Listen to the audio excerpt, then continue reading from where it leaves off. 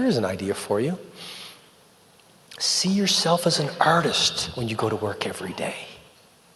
See yourself as someone who gets to create a masterpiece through your work regardless of what you do. I think every single one of us has a need for creative expression. We all have in our hearts a longing to go to work every day and to create. That's part of what makes us special. Actually, let me put it this way. We all have a creative longing to realize our potential. It's one of the most fundamental of all human hungers. How do you get there? Go to work every day. See yourself as an artist. Be brilliant at what you do. It makes you feel so good. Focus plus time equals genius. Most people, Edison was asked, you know, Edison is a fascinating guy. He came close to 2,000 patents in his life. He was asked, what's the secret of your genius? You know what he said? Most people get up every day. They do many things. I get up every day. I do a few. That is the secret of my mastery. Picasso one day was in a market, and a woman saw him. She said, Mr. Picasso, it's great to see you. I'm a huge fan. He said, nice to meet you. She said, Mr. Picasso, she pulled out a piece of paper and a pencil. Mr. Picasso, can you do a little piece of art for me? Can you do a little drawing? He said, absolutely. Did a beautiful drawing. She looked at it. She said, oh, Mr. Picasso, fantastic. She starts walking away. He goes, my dear lady, that'll be $1 million. She said, Mr. Picasso, $1 million. It took you 30 seconds to do that. He said, my dear lady, it took me 30 years to do that in 30 seconds.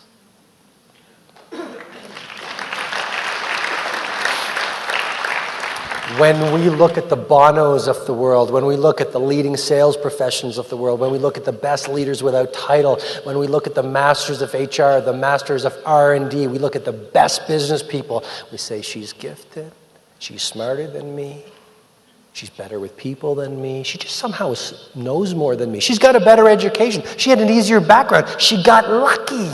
You've heard the cliche because it's true, the harder I work, the luckier I get. I'm here today. I'm an ordinary person, but I focused on my craft. I had a burning desire to be excellent. I love what I do. What I do, this leadership message, sharing in my books and speaking is my oxygen. It's my DNA.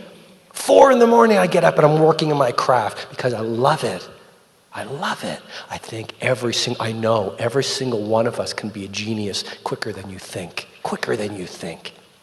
But if you focus on all things, then to be all things to all people, you can never really get to mastery or specialty. So be stunningly good at what you do on this first big idea of leading without title. Secondly, and by the way, I have found that there's a lot of stress in our world. Would anyone agree with me there's a lot of stress in our world? And sometimes when we become under stress, or we're busy being busy, we forget about focusing on what's most important. Let me, if I may, allow me to share with you one of my favorite stories on stress.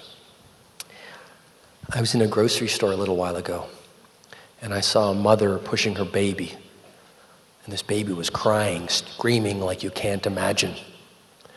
And I overheard the mother saying, don't scream, Jennifer. Don't yell, Jennifer. Be calm, Jennifer. So friends, I couldn't help myself. I walked over to this woman. I said, Madam, I can't tell you how impressed I am by the way you're speaking to your baby. And she looks at me and she says, no, I'm Jennifer. Ladies and gentlemen, every time you blame your background, every time you blame your boss, every time you blame your clients, every time you blame the culture, you're literally giving away your power to influence. You are giving away your power to be the change you want to see in the world, as Gandhi said. I think it's an impotent way to live to say it's because of other people and it's because of circumstances that I'm not playing my best game. My life changed when I realized a simple idea, which is life is a mirror. And life gives us not what we want.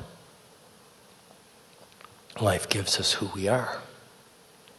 And it's amazing what happens as you walk out in the world and as you begin to take responsibility for leading without title, for adding more value, for inspiring people more, for innovating where you're planted, for building relationships, for being the nicest person that you know. What begins to happen through an organization and through your life?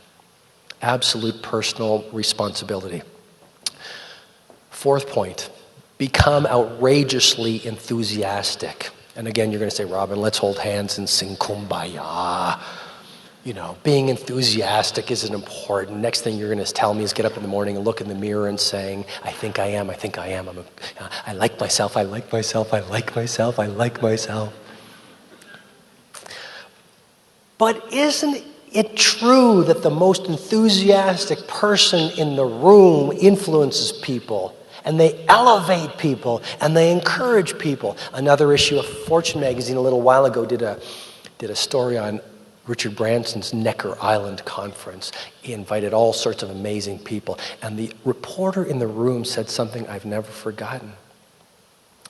The reporter said, it was striking to me how in each of the conference sessions, the moguls of these giant firms were always the most enthusiastic people in the rooms.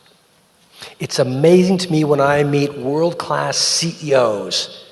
They are the most humble, the most passionate, they are the most engaged, they are the most lively people in the room.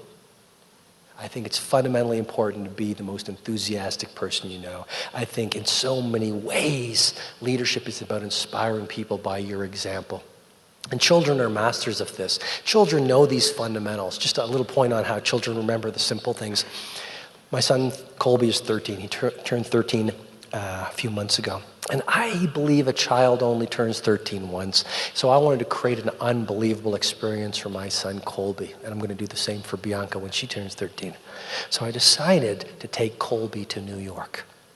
And I wanted to do an amazing, amazing weekend for Colby. So we had food at my favorite restaurant. We stayed at my favorite hotel. We went to FAO Schwartz. We went to the play Wicked. It was absolutely incredible. That night, Sunday night, on the way home on the airplane, I said to Colby, Colby, what was the most unforgettable thing about our weekend together? A special father and son weekend. You know what he said to me? He said, Dad, on Saturday afternoon when we were sharing that simple pastry on the street, talking and laughing, he said, Dad, that was my favorite moment. It's the simple things that are essential to leadership, the simple things that are essential to life. Be the most enthusiastic person you know. And then the final tactic,